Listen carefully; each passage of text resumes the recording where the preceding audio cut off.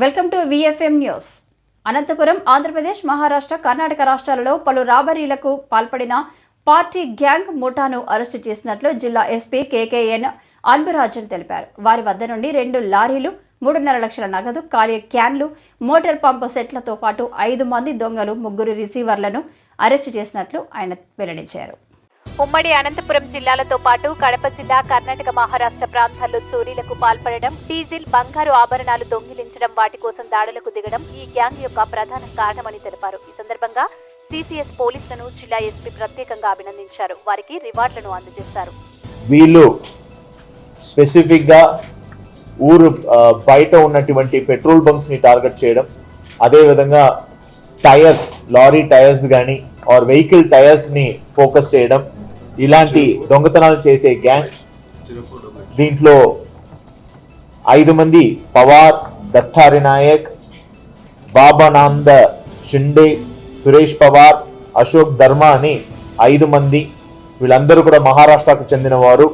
వీళ్ళతో పాటు ఇంకా కొంతమంది వీళ్ళతో కలిసి దొంగతనాల్లో అండ్ రాబరీలో పాల్పడినట్టు గుర్తించడం జరిగినాయి. వాళ్ళు అబ్స్కాండింగ్ లో ఉన్నారు. వాళ్ళని పట్టుకోవడానికి కూడా టీమ్స్ ని కన్సర్న్ స్టేట్ కి పంపించున్నాము.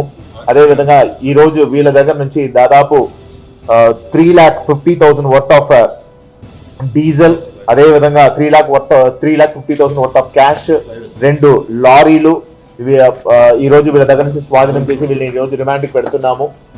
వీళ్ళ మోడస్ ఏంటంటే ఊరు బయట ఉన్నటువంటి పెట్రోల్ బంక్స్ ని ఎక్కువ టార్గెట్ చేసి అక్కడ 12 తర్వాత ఏదైతే క్యాష్ ఆ రోజు వాళ్ళ దగ్గర కలెక్షన్ అయినాయో అది దొంగతనం చేస్తూ, అదే విధంగా ఆడ ట్యాంక్ నుంచి డీజిల్ ని కూడా దొంగతనం చేసే ముఠా.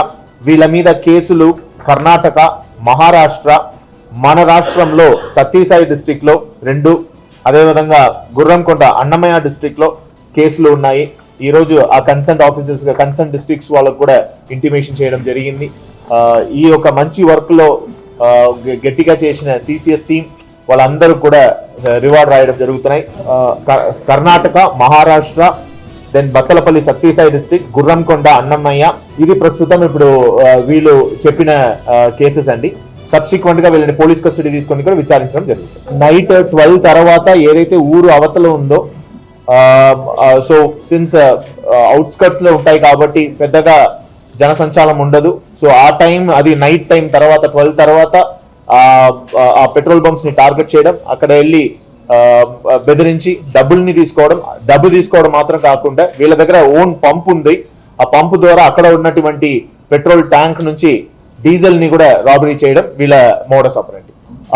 రిసీవర్స్ ఇద్దరిని కూడా ఈ రోజు పట్టుకున్నాము. వాళ్ళని కూడా 411 కింద రిమాండ్ చేస్తున్నాము.